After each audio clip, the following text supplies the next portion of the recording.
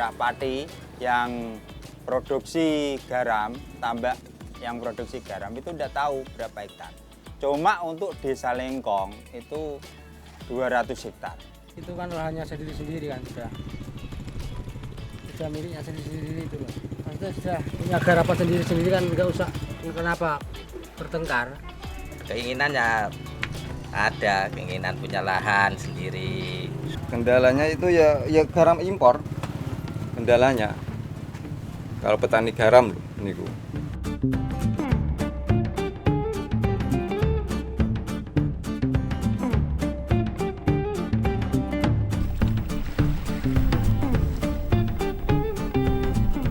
And Lengkong Village is one of the salt-producing villages in this city.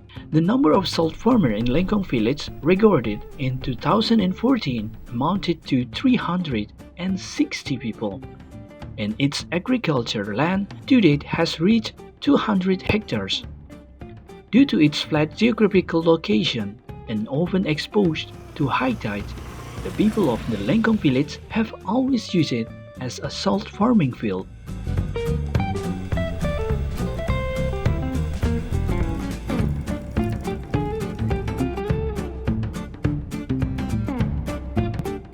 Today, the sun is shining brightly. You can see a man who is busy grinding the sparkling white expanse which turned out to be salt. He is Mr. Jao. Mr. Jao is one of the salt farmers as well as the head of a farmer group in Lengkong Pati village. Pati is one of the top 3 salt producing regions in Indonesia and the number 1 producer in Central Java.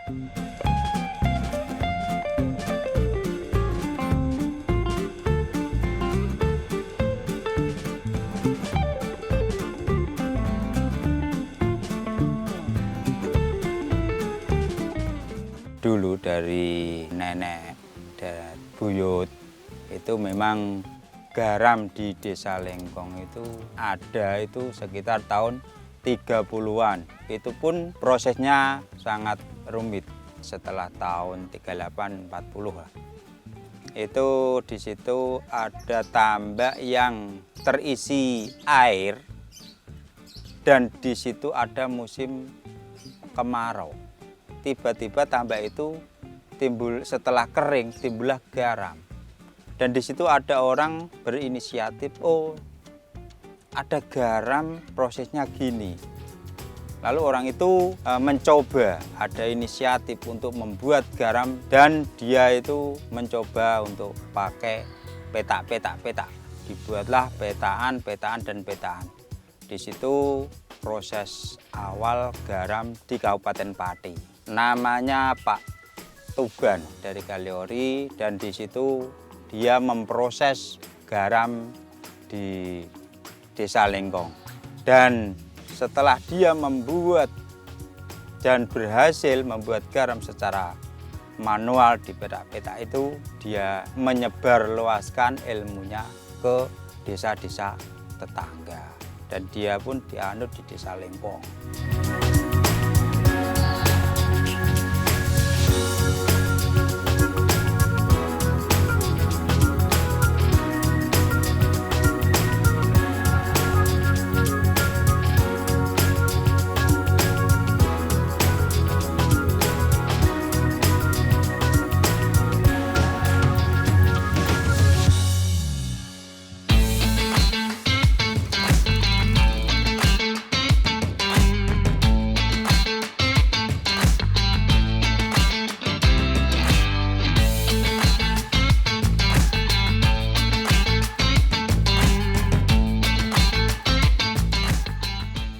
Mbah Sarjio itu menitik pendidikan dari Pak Tuban itu. Lalu dia membuat garam dan diturunkan ilmunya ke kakek yang setelah itu kan buyut. Tadi Mbah Sarjio itu buyut. Lalu turunkan ke anaknya yang namanya Mbah Sarbani gitu. Lalu Mbah Sarbani diturunkan ke menantu dan anaknya yang namanya Bapak Sumani, itu bapak saya, dan iparnya yang namanya Bapak Sukowo, dan yang satunya lagi Bapak Sakimin. Semuanya itu jadi petani garam. Dan yang sekarang itu saya dan sama adik saya namanya Saryanto, kakak saya namanya Sarmijan. Semuanya jadi petani garam.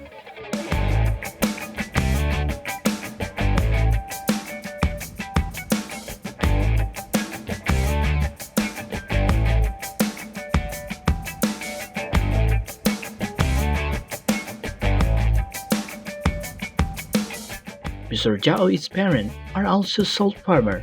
Because of that closeness, Mr. Jao know how to process salt.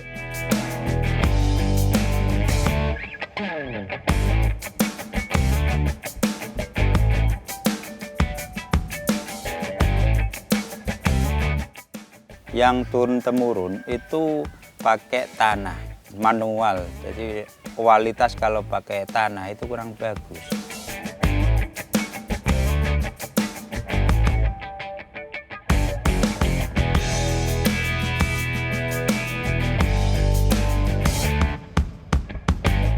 Since the Dutch era, the people of Lengkong village has been collecting salt crystal that are normally formed due to high tide.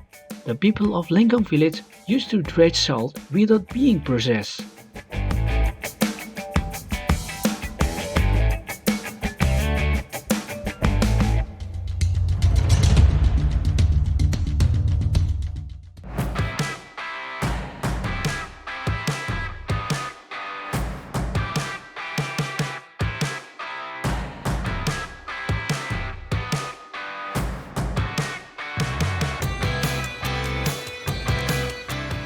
After the Indonesian independence era, the people of Lengkong village began a process salt by making seawater reservoir.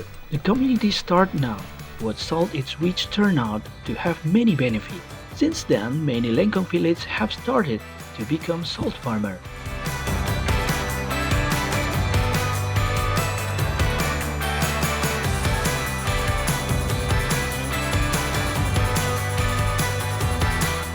Dulu dari nenek dan buyut itu memang prosesnya gini, air laut masuk di tambak, lalu di situ ada pengeringan dan di situ ada lumpur. Lumpur itu dibawa pulang lalu dimasak alias digodok. Setelah digodok jadilah itu garam.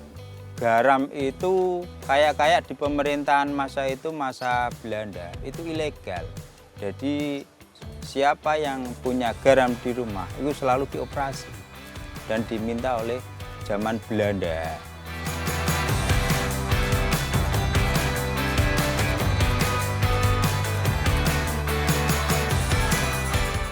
Ada ilmunya itu.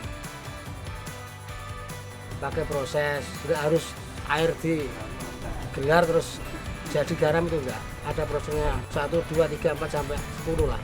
Tergantung sinar matahari, cuaca, itu baru bisa dapat menghasilkan garam. Istilahnya itu kalau belum pernah itu rumit. The process of making salt is very unique. The process of salt to form white crystal must consider weather conditions of natural phenomena. This knowledge comes from the hereditary experience taught by their ancestors. The salt farming experience continues to change following technological developments. Jadi untuk garam yang sekarang itu kepingin putih cuma satu, dia itu pakai geomembran atau geoisolator, terpal plastik hitam.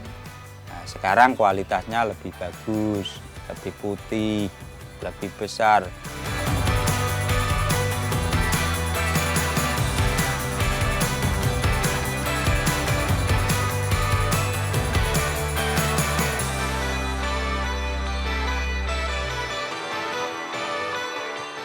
This process makes the salt cloudy. Around 2013, there was a program from government that gave an example of how to make salt using a geomembrane. Geomembrane is a sheet of black plastic tarpaulin that is sprayed on the ground as a medium for salt fill. The advantages of this technique are the salt become wider, the quality of the salt so it's better, and more yield are harvested. Jadi pekerjaan pokok untuk musim kemarau itu produksi garam itu, bed garam. Makanya di sini kan dijuluki dengan tambang emas untuk garam itu. Being a salt farmer is a pride for Mr. Jao. Salt seemed to be something precious to him. He is proud because salt farming can support his family, and that's why salt farming has been passed down from generation to generation. When salt is still needed as a food seasoning, the salt field is hope for the lives of us, salt farmers. The way of farming salt has changed from generation to generation. Pertahankan produksi garam kita karena apa? Garam ini sudah menjadi makanan pokok bagi kita, sudah menjadi makanan pokok bagi warga Indonesia. Apapun sekarang memakai garam. Dan tolong jangan sampai tambak-tambak garam atau lahan dan garam kita jual karena tanah kita itu sebagai tambang emas bagi kita.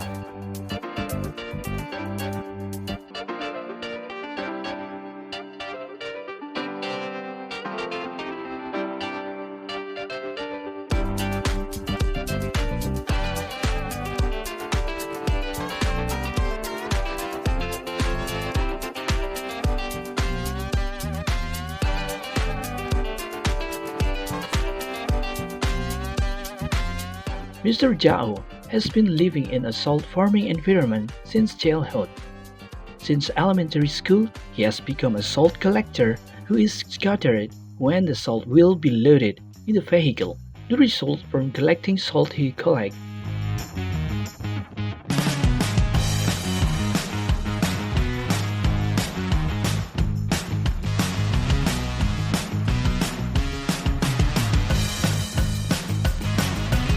The salt farmer in Lengkong village have been in this 4 generations.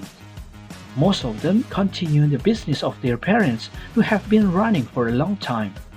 They also always to try pass their knowledge on to their children and grandchildren so that they can survive as salt farmers.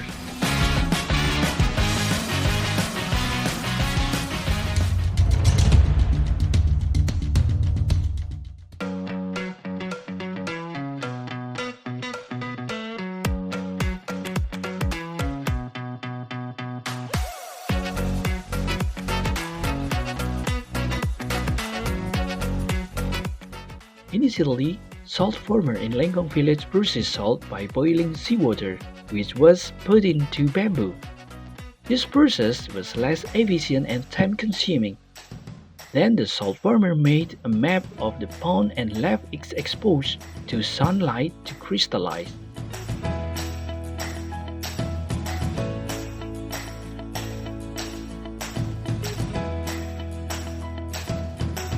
Mr. Jao uses geomembranes is one of the hereditary changes that are used now and in the future. Geomembran, geoisolator itu memang bisa meningkatkan hasil garam, kualitas pun bisa bagus. Di Desa Lengkong alhamdulillah semuanya sudah memakai geomembran. Geomembran isolator itu berhasil untuk di Desa Lengkong. Karena Desa Lengkong itu 99,9% itu semuanya pakai geomembran isolator itu. Dan tidak pakai pewarna.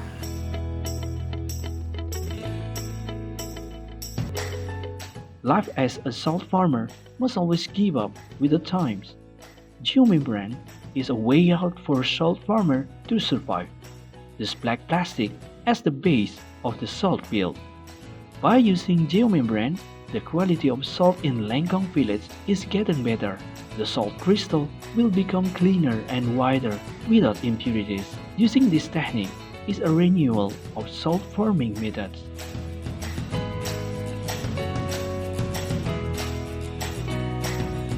Before becoming a salt farmer, Mr. Jao used to work as a salt porter.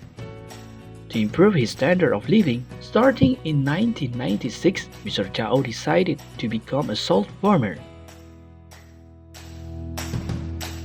Harapan petani garam ya sama tuh, semua semoga sukses dan pemerintah tuh nggak impor dari luar. Supaya garam lokal bisa meningkat. Itu harapan saya, Pak. Nah, harapannya ya harga itu stabil, kalau bisa, kalau lebih baik lah tambah naik, kalau lebih baik itu.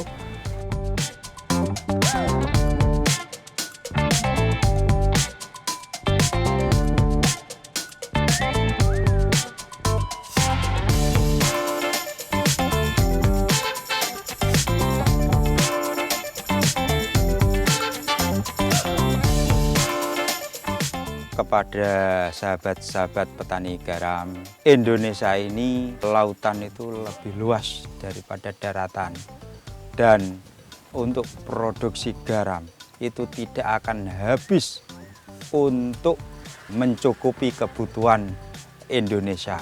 Ini pekerjaan kita, ini jantung kita untuk memberi kehidupan kepada anak-anak cucu kita. Dan tolong sekali lagi, jangan sampai kita jual lahan-lahan tambak garam kita kepada orang-orang luar. Tidak bakal kita hilangkan untuk tradisi membuat garam, karena itu sudah menjadi pekerjaan pokok setiap tahunnya, setiap musim kemarau.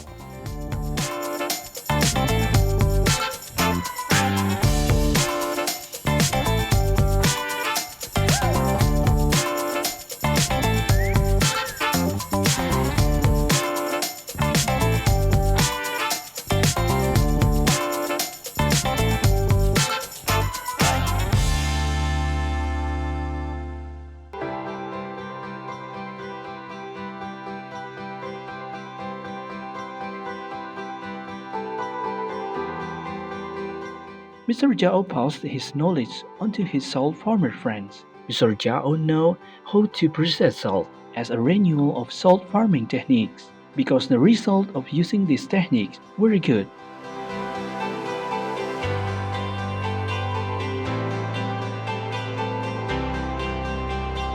Several years ago, some big salt entrepreneur wanted to buy salt farmer land. Then salt farmer defended their land because the land was inherited from generation to generation.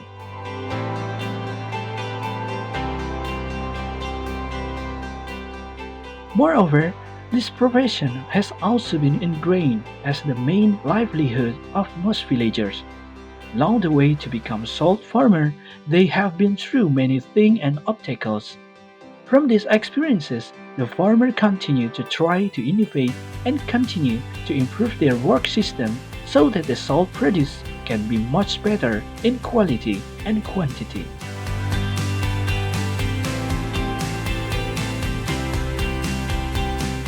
The salt farmers who have been running this hereditary business also have to start thinking creatively to continue to innovate, especially production technology innovation, so that the salt making process become more efficient and finally the national salt needs are fulfilled. Untuk kebutuhan garam Indonesia, kami sudah bisa mencukupi setiap tahunnya, bahkan bisa lebih.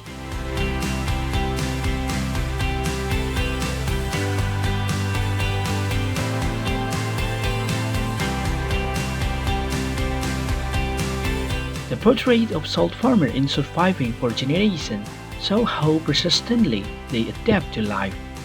Today, we can learn from the story of Mr. Jao, who tried his best from generation to maintain salt farming as his way of life.